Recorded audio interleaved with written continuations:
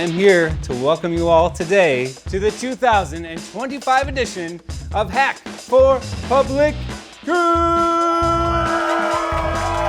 It is 1 month. You are here, you are empowered, you can talk to whoever you want, you can work on whatever problem you think is worthwhile, and your job is to just do something good. Over the course of December, we had learning journeys at all these amazing organizations all across Singapore. So I think Hackathon is about a lot more than just products, right? It's about people at the end of the day. And that's why I thought it was so important for us to get out of the building, to meet the people, to understand the challenges that are out there, bring back that empathy and channel it into something amazing for Hackathon.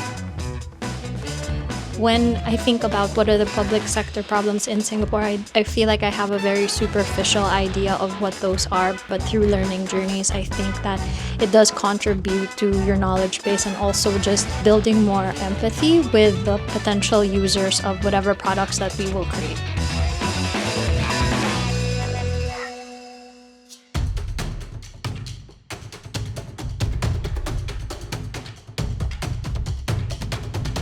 Gap is an app that allows the speech impaired patients, right, to do the workouts at home at their own time, and then allow the speech therapists to monitor their progress as well. We went down to a learning journey in SGH back in December. We realized that there's a lot of things that could be done before the consultation. Theoretically, if all speech impaired patients were to do the workout a lot at home, then they would have performed a lot better during the consultation, and this would allow the speech therapist to do more things with the patients given that same amount of consultation time.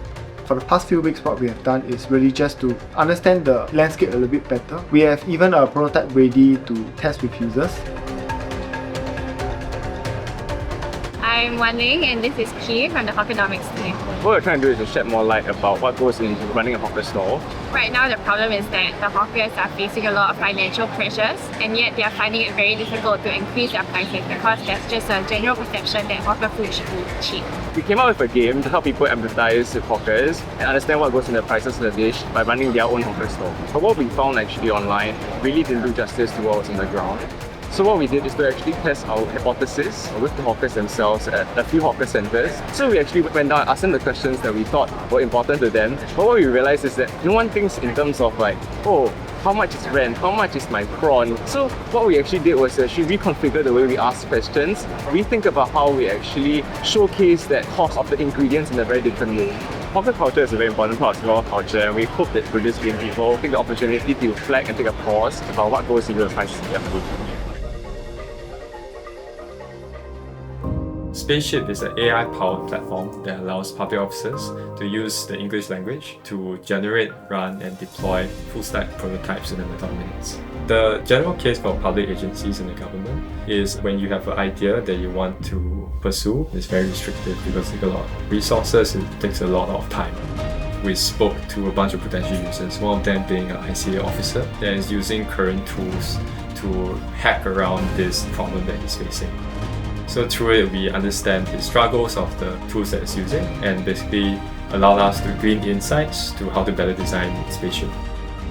So what motivates our team is really the belief of the problem as well as the solution that we're tackling.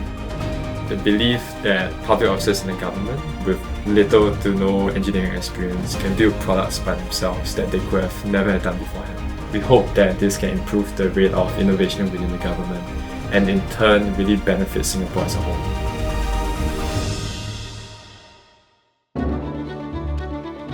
If you look at the wall of everything that our team is doing today and everything that we will do in the future, it all came from hackathons. It was just people with ideas of problems that they felt really passionate about.